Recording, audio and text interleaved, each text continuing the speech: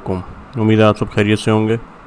आज की इस वीडियो में हम बैकग्राउंड की प्रॉपर्टी को देखते हैं और देखते हैं कि किन तरीक़ों से हम बैकग्राउंड अप्लाई कर सकते हैं किसी भी एक टैग के ऊपर। अच्छा, वहीं से मैं कोड लिखना स्टार्ट कर रहा हूँ। अगर आप ये पहली वीडियो हिट कर रहे हैं तो आप काइंडली इससे पिछली वीडियो को लाजमी देखें। मैं ऊपर एक कार्ड में आपको लिंक भी डाल दूँगा जिसकी मदद से आप लास्ट वीडियो को देख सकेंगे। चलें जी, मैं ऐसा करता हूँ, कुछ चीज़ें रिवर्ट बैक करके जैसे मैंने सेव किया, तो क्योंकि इन दोनों क्लासेस को हमने CSS के अंदर स्टाइल किया हुआ है इसलिए मुझे डिफरेंट कलर्स शो हो रहे हैं। अब मैं ऐसा करता हूँ कि जो इसके अंदर कंटेंट लिखा हुआ है वो लिखा रहा है। सेकंड डिव को मैं ज़रा कमेंट कर देता हूँ ताकि हमारे पास एक ही डिव हो, उसके साथ ही हम प्ले करते हैं। अच्छा, डिव क्योंकि ब्लॉक एलिमेंट है तो ये पूरी विड्थ ले ली होती है इसने स्टार्टिंग से लेके एंड तक। डजेंट मैटर कि इसके अंदर कंटेंट कितना है, अगर इसके अंदर कंटेंट थोड़ा सा भी है तब भी इसने पूरी विड्थ ली होगी। देखें आपके सामने, थोड़ा सा मैं जूम कर देता हूँ। तो अब इसकी हाइट भी उतनी है जितना इसके अंदर कंटेंट है। इसकी हाइट बढ़ानी है अगर हमने फर्स्ट डिव की, तो मैं यहाँ फर्स्ट डिव को स्टाइल करते हुए यहाँ एक हाइट की प्रॉपर्टी लिख देता हूँ। और हमेशा ऐसे लिखेंगे, हाइट मीन्स प्रॉपर्टी का नाम कॉलन आगे, जैसे कि मैं 300 पिक्सल इसकी हाइट दे देता हूँ। तो आप देखें ये 300 पिक्सल इसकी हाइट हो गई है। बैकग्राउंड कलर कोई मैं ग्रे कलर दे देते हैं, तो ये मेरे पास हाइट आ गई है इसकी। और अब मैं चाहे इसके अंदर कंटेंट ना भी लिखूं तो हमारे पास इसकी हाइट रहेगी।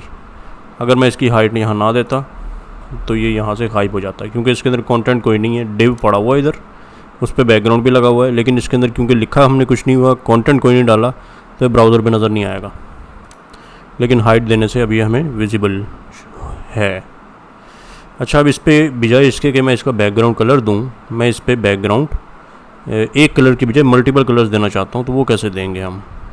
तो अभी तो फ़िलहाल मैंने देखा है कि बैकग्राउंड की प्रॉपर्टी से मैं एक ही कोई कलर दे सकता हूँ। ये अभी इंपॉर्टेंट टैग, इंपॉर्टेंट फ्लैग को हम हटा देते हैं। तो मल्टीपल कलर्स कैसे दे सकते हैं? ग्रेडियंट की मदद से।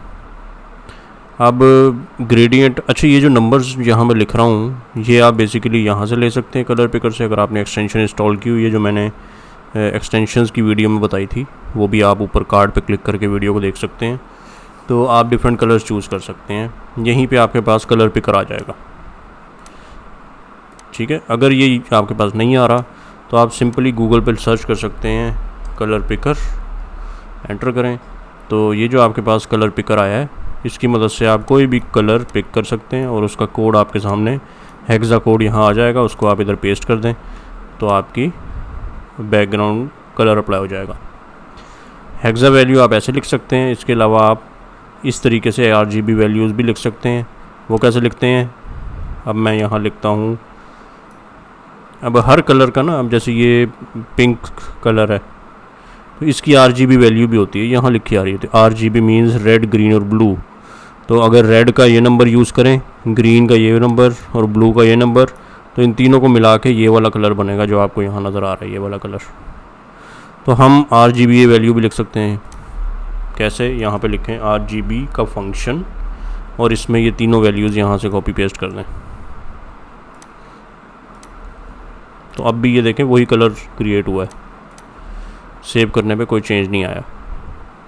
अगर आपको कोई और कलर अच्छा लग रहा है, जैसे कि लेट सपोज ये वाला, तो इसकी RGB वैल्यू यहाँ से कॉपी और यहाँ दरमियान में आके पेस्ट, और जैसे सेव करेंगे चेंज हो जाएगा।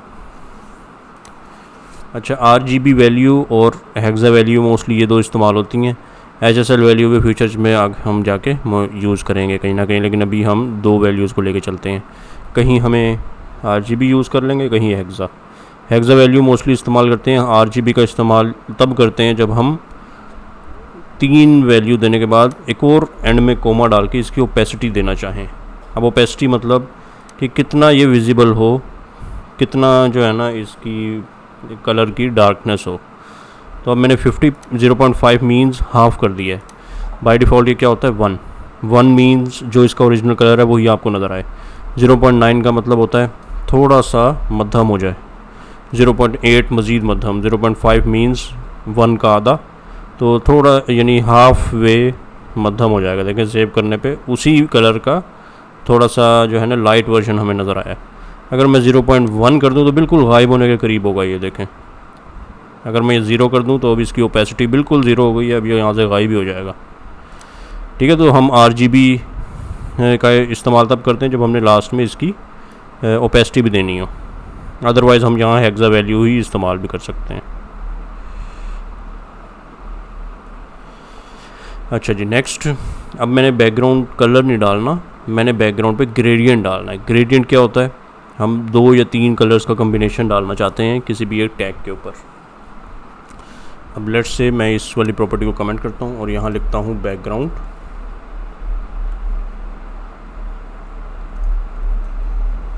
कॉलन, और 2 किस्म के ग्रेडियंट होते हैं, एक लीनियर, तो यहाँ हम लिखेंगे linear gradient. Visual studio use कर रहे हैं तो यहाँ ये सजेशंस में दे देता है, तो फर्स्ट वाले के ऊपर क्लिक कर दें या खुद ही लिख दें यहाँ पे स्मॉल ब्रैकेट्स। अब मैं लेट्स सपोज यहाँ लिखता हूँ रेड कोमा येलो। अब मैंने 2 कलर्स लिखे हैं, जैसे ही मैं सेव करूँगा तो आप देखें उसी टैग के ऊपर जो डिव टैग था उसके बैकग्राउंड पे 2 कलर्स का ग्रेडियंट लग गया, जो कि ऊपर से स्टार्ट हो रहा है और नीचे तक आते आते चेंज होता जा रहा है। तो फर्स्ट कलर रेड होगा जो ऊपर से स्टार्ट हो रहा है, सेकंड कलर येलो होगा जो नीचे तक आता जा रहा है। अब आप यहाँ पे एक और कलर भी डाल सकते हैं, जैसे कि ऑरेंज।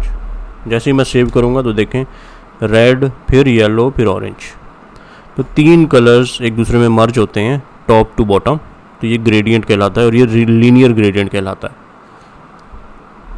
अब अगेन यहाँ पे आप कलर्स की बजाय कोड भी दे सकते हैं। मैं फर्स्ट वन के लिए तो यही कोड दे देता हूँ, सेकंड के लिए मैं ऐसा करता हूँ कोई थोड़ा सा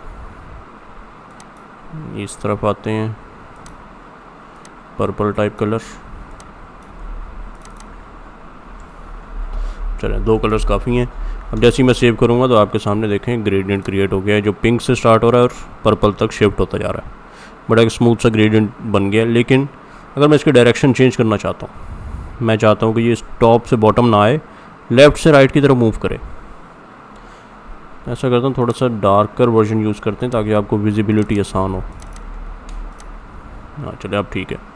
तो लाइट ऊपर से नीचे ना आए, लेफ़्ट से राइट आए, तो मैं यहाँ लिख सकता हूँ first one after this bracket to right comma, कि राइट की तरफ, टू मीन्स यानी टुवर्ड का वर्ड भी यूज़ कर सकते हैं यहाँ पे, मीन्स इसे ऐसे पढ़ सकते हैं टू राइट, राइट की तरफ। अब देखिए जैसे मैं सेव करूँगा तो ये लेफ़्ट से राइट की तरफ ग्रेडियंट मूव होता जा रहा है। टू लेफ़्ट करूँगा तो लेफ़्ट से राइट से लेफ़्ट की तरफ, और टू टॉप करूँगा तो बॉटम से टॉप की तरफ जाएगा। तो हम चारों डायरेक्शंस दे सकते हैं। इसके अलावा भी मैं यहाँ लिख सकता हूँ कोई स्पेसिफिक डिग्री, जैसे कि मैं यहाँ लिखता हूँ 20 डिग्री, 20 DEG, तो इसका एंगल है। अब देखें जैसे ही मैं सेव करूँगा तो ये 20 डिग्री के एंगल पे ग्रेडियंट लग गया है, यहाँ से स्टार्ट हो रहा है और यहाँ पे जाते जाते चेंज होता जा रहा है। आप यहाँ नंबर डिफरेंट दे के देखें, जैसे कि 60, तो ये डायरेक्शन मज़ीद रोटेट हो गई। 160 दे के देखें तो ये मज़ीद रोटेट हो गई।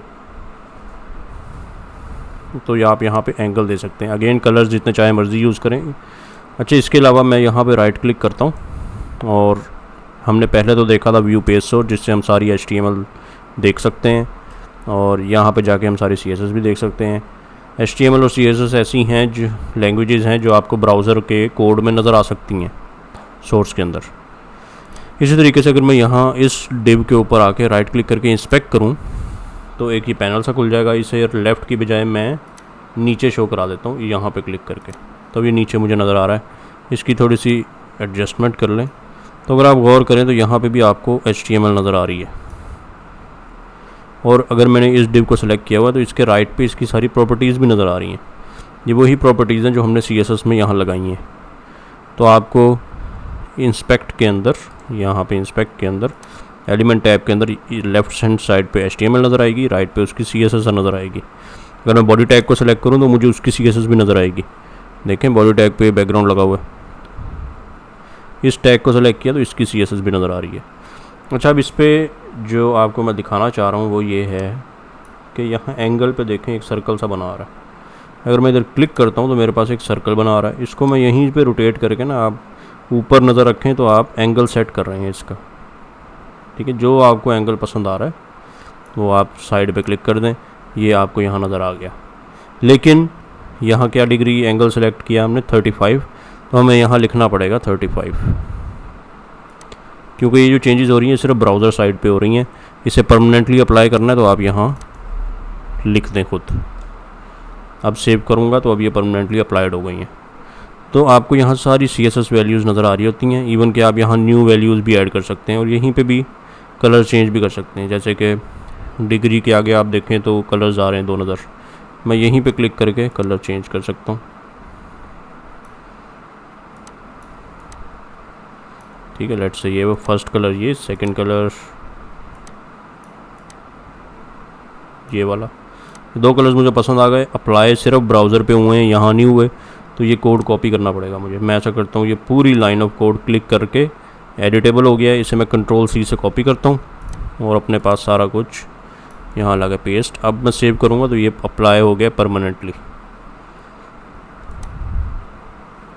ठीक है जी, तो एक तो टाइप ऑफ ग्रेडियंट हो गया लीनियर ग्रेडियंट। अब दूसरी टाइप का ग्रेडियंट होता है रेडियल ग्रेडियंट। तो आप यहाँ लिखें बैकग्राउंड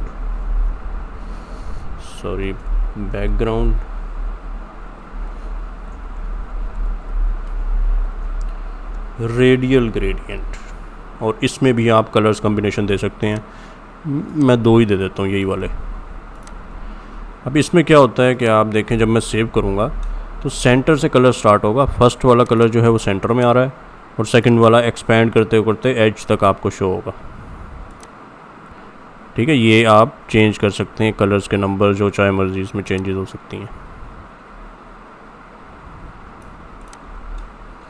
तो ये सेंटर से स्टार्ट होता है और एंड तक जाता है। अगर आप इसकी अरेंजमेंट चेंज कर देंगे तो ये वाला फर्स्ट में ले आएंगे तो ये फर्स्ट सेंटर यहाँ से आएगा और ये दूसरा कलर ये हो जाएगा, तो ये एज तक दूसरा कलर आएगा। इस तरीके से आप ग्रेडियंट लगा सकते हैं और अपने किसी भी टैग के ऊपर एक ग्रेडियंट डाल सकते हैं रेडियल टाइप का। अच्छा, नेक्स्ट हमारे पास है कि हम अगर अपना जो डिव है हमारा, जिसको हमने ये क्लास दी हुई है, जिसकी हाइट 300 है, अभी इस पर तीनों प्रॉपर्टीज़ बैकग्राउंड की कमेंटेड हैं तो कोई कलर नहीं नज़र आ रहा। डिव है इधर लेकिन नज़र नहीं आ रहा क्योंकि इस पर कलर कोई नहीं है। अब मैं चाहता हूँ इसकी मैं बैकग्राउंड पे ना सॉलिड कलर लगाना चाहता हूँ, ना कोई ग्रेडियंट लगाना चाहता हूँ, मैं कोई तस्वीर लगाना चाहता हूँ। तो उसके लिए मेरे पास प्रॉपर्टी है बैकग्राउंड माइनस इमेज, और यहाँ पे आप URL का फंक्शन लिखेंगे और यहाँ पे उस तस्वीर का एड्रेस दे देंगे। आप देखें मेरी CSS की फ़ाइल कहाँ पड़ी है, ये पड़ी, और एक पिक्चर मैंने अभी अभी सेव की है कंटेंट के फोल्डर में 2.jpg। तो मैं यहाँ पे लिखूँगा कि कंटेंट का फोल्डर /2.jpg। जैसे ही सेव करूँगा तो आप देखें यहाँ वो पिक्चर आ गई है। अगर मैं ये पिक्चर आपको वैसे ही प्रीव्यू करवा सकूँ तो आप देखें 2.jpg ये वाली पिक्चर है, बल्कि मैंने आई थिंक 1.jpg लिख दी है। हाँ जी, यहाँ 2 लिख दें, सेव करें तो आप देखें ये वाली पिक्चर नज़र आ रही है जो आपको यहाँ पे नज़र आ रही है। अब इसका मुझे ऊपर वाला पोर्शन नज़र आ रहा होगा, क्यों भला? क्योंकि मेरी जो पिक्चर है उसका साइज़ क्या है, माउस थोड़ी देर होवर किए रखें तो आपको नज़र आ जाएगा 6700 बाय 4467।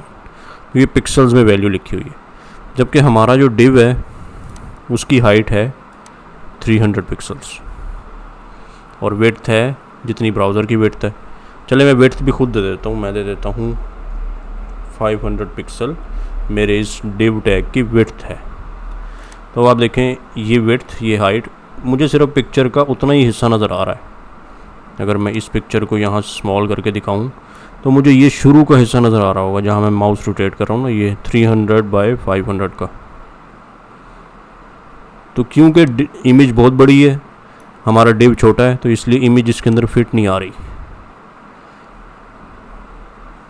तो इसके लिए हम क्या कर सकते हैं, एक ऑप्शन तो ये है, मैं कहता हूँ कि मुझे ये वाला हिस्सा शो ना कराओ, टॉप लेफ़्ट पार्ट शो ना कराओ, मुझे बॉटम लेफ़्ट पार्ट शो हो जाए इमेज का, ये बॉटम लेफ़्ट। तो मैं यहाँ एक और प्रॉपर्टी का इस्तेमाल कर सकता हूँ जो कहलाती है बैकग्राउंड पोजीशन।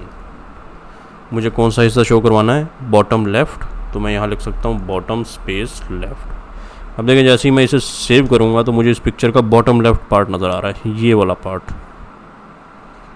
ठीक है, अगर आप गौर से देखें तो यही वाला पार्ट आपको नज़र आ रहा होगा। मैं चाहता हूँ मुझे बॉटम लेफ़्ट नहीं चाहिए, मुझे बॉटम राइट चाहिए पार्ट ये वाला, तो मैं यहाँ बॉटम राइट भी लिख सकता हूँ। अब मुझे बॉटम राइट पार्ट नज़र आ रहा है। अगर मैं कहता हूँ मुझे टॉप लेफ़्ट चाहिए तो यहाँ वाला पार्ट नज़र आ जाएगा। अगर मैं चाहता हूँ मुझे सेंटर वाला पार्ट नज़र आए तो मैं यहाँ लिख सकता हूँ सेंटर। सेंटर 2 दफ़ा लिख दें या एक भी दफ़ा लिख सकते हैं तो कोई फ़र्क नहीं पड़ेगा, मीन्स कि हमें सेंटर पार्ट नज़र आ जाएगा। चलें कन्फ्यूजन क्लियर करने के लिए 2 दफ़ा लिख देते हैं। अब आप देखें मुझे पिक्चर का बिल्कुल सेंटर पार्ट नज़र आ रहा है, बिल्कुल ये वाला पार्ट नज़र आ रहा होगा, इतना सा हिस्सा। ठीक है, तो हम पिक्चर का कोई भी पार्ट शो करा सकते हैं। मैं कहता हूँ लेफ़्ट सेंटर पार्ट नज़र आए, वो भी हो सकता है। अब मुझे लेफ़्ट सेंटर ये वाला पार्ट नज़र आ रहा होगा, तो अगेन आप कोई भी पार्ट शो करवा सकते हैं। लेकिन मैं चाहता हूँ कि इमेज मुझे पूरी की पूरी इस एरिया में नज़र आए, इमेज का साइज़ छोटा हो जाए और मुझे पूरी की पूरी नज़र आए। तो उसके लिए मेरे पास प्रॉपर्टी है बैकग्राउंड साइज़ की, और यहाँ मैं अगर लिख दूँगा कवर, तो कवर का वर्ड लिखने से ये ऑटोमेटिकली जो है ना बैकग्राउंड पे जो इमेज हमने डाली है उसके साइज़ को इस डिव की हाइट और विड्थ के बराबर कर देगा खुद ब खुद। अब देखें जैसे मैं कंट्रोल एस दबाऊँगा तो इमेज रीसाइज होके हमारे डिव के अंदर फिट हो गई है। ठीक है, वो ऑटोमेटिकली उसने उसका साइज़ उतना कर दिया जितना हमारे डिव का साइज़ है। तो हमारे डिव का क्या साइज़ है, 300 है और 500 विड्थ है।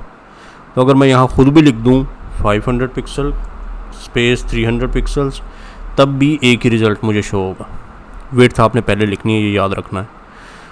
तो अगर मैंने विड्थ इतनी लिखी और हाइट इतनी लिखी जितनी हमारे इस बॉक्स की हाइट और विड्थ थी, तो बैकग्राउंड इमेज का या बैकग्राउंड का साइज़ भी उतना ही हो जाएगा, तो बैकग्राउंड रीसाइज हो जाएगा। तो या तो आप यहाँ कवर लिख दें या फिर आप यहाँ खुद हाइट और विड्थ दे दें जितनी हमारे बॉक्स की हाइट और विड्थ है। लेकिन अगर मैं यहाँ लिख दूँ विड्थ इसकी 300 और हाइट लिख दूँ 300, जैसे मैं सेव करूँगा तो अब आप नोट करें विड्थ इसकी 300 हो गई है। लेकिन क्योंकि बॉक्स बड़ा था ऊपर वाला, मीन्स कि जो डिव है वो बड़ा था, डिव की विड्थ थी 500 और इमेज की विड्थ हमने कर दी है 300, तो इमेज रिपीट हो रही है। तो इमेज 300 पिक्सल यहाँ पे विड्थ इसकी एंड हुई तो दोबारा से इमेज शुरू हो गई है। इसे कहते हैं इमेज रिपीट हो रही है। अगर मैं चाहता हूँ रिपीट ना हो, चलें ऐसा करता हूँ उससे पहले कि मैं इसकी हाइट 200 पिक्सल कर देता हूँ या 150। अब इमेज की हाइट भी कम कर दी है मैंने बॉक्स से, विड्थ भी कम कर दी और हाइट भी। जैसे ही मैं सेव करूँगा तो आप नोट करें ये विड्थ भी कम है, इसकी हाइट भी कम है, तो इसलिए ऊपर भी रिपीट हो रही है और लेफ़्ट से राइट भी रिपीट हो रही है। अब इसकी रेपिटेशन बंद करने के लिए एक और मेरे पास प्रॉपर्टी है जो कहलाती है बैकग्राउंड रिपीट। अब यहाँ अगर मैं लिख दूँ रिपीट -x, अब देखें जैसे ही मैं सेव करूँगा तो अब ये सिर्फ x एक्सिस पे रिपीट हो रही है, y एक्सिस पे रिपीट होना बंद हो गई है। अगर मैं कहता हूँ रिपीट सिर्फ y एक्सिस पे हो तो अब सिर्फ y एक्सिस पे रिपीट हो रही है। ऑल्दो जो हमारा डिव है वो यहाँ से उसकी इतनी जगह खाली पड़ी है, लेकिन उस पर क्योंकि बैकग्राउंड कोई नहीं है तो वो नज़र नहीं आ रहा, लेकिन रिपीट नहीं हो रही। अब अगर मैं लिख दूँ नो रिपीट तो ना x एक्सिस पे रिपीट होगी ना y एक्सिस पे। अब देखें डिव तो हमारा बड़ा है, यहाँ से यहाँ तक था, लेकिन क्योंकि इमेज का साइज़ छोटा है और ये इसका हमने पोजीशन भी बताई हुई है, लेफ़्ट सेंटर वाला पार्ट नज़र आए, लेफ़्ट सेंटर पोजीशन नज़र आए, तो उतना ही नज़र आ रहा है और ना ही रिपीट हो रही है। अच्छा देखें इमेज तो मैंने लगाई हुई है, मैं बैकग्राउंड की प्रॉपर्टी को भी अनकमेंट कर देता हूँ, खाली बैकग्राउंड की प्रॉपर्टी। अब जैसे ही मैं सेव करूँगा तो आप देखें अब डिव के ऊपर बैकग्राउंड भी लगा हुआ है और बैकग्राउंड की इमेज भी लगी हुई है। और अब आप देख भी सकते हैं क्लियरली कि क्योंकि इमेज का साइज़ मैंने छोटा कर दिया है और जो हमारा डिव था उसका साइज़ बड़ा है, तो इमेज रिपीट भी नहीं हो रही और लेफ़्ट सेंटर में हमें शो भी हो रही है। ठीक है, तो ये आप बैकग्राउंड के साथ इस तरीके से खेल सकते हैं। तो बैकग्राउंड की अगर इमेज को रीसाइज करना है तो आप बैकग्राउंड साइज़ के अंदर या कवर लिख दें, तो ऑटोमेटिकली जितनी डिव की हाइट विड्थ होगी उतनी ही इमेज की हाइट विड्थ हो जाएगी सेट। अब हमारा बैकग्राउंड का कलर नज़र नहीं आएगा क्योंकि इमेज उसके ऊपर आ गई है, लेकिन अगर इमेज का साइज़ छोटा है तो आपको बैकग्राउंड कलर नज़र आएगा।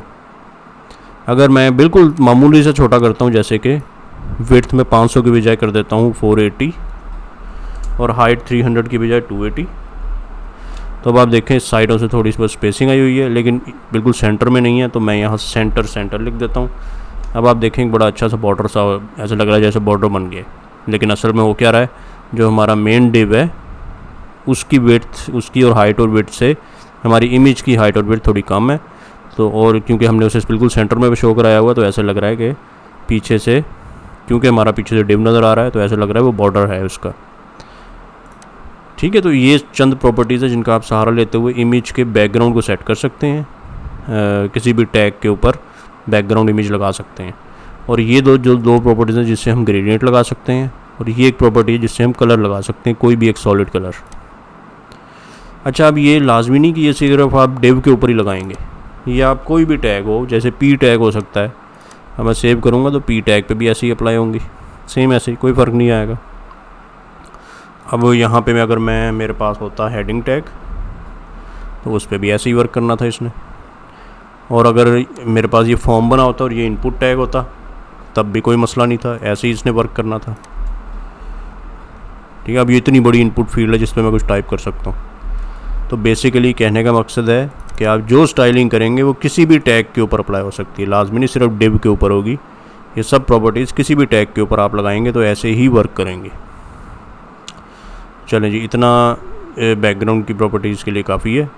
नेक्स्ट वीडियो से हम फिर बकिया चीज़ें देखते हैं। See you in the next video. अल्लाह हाफिज़।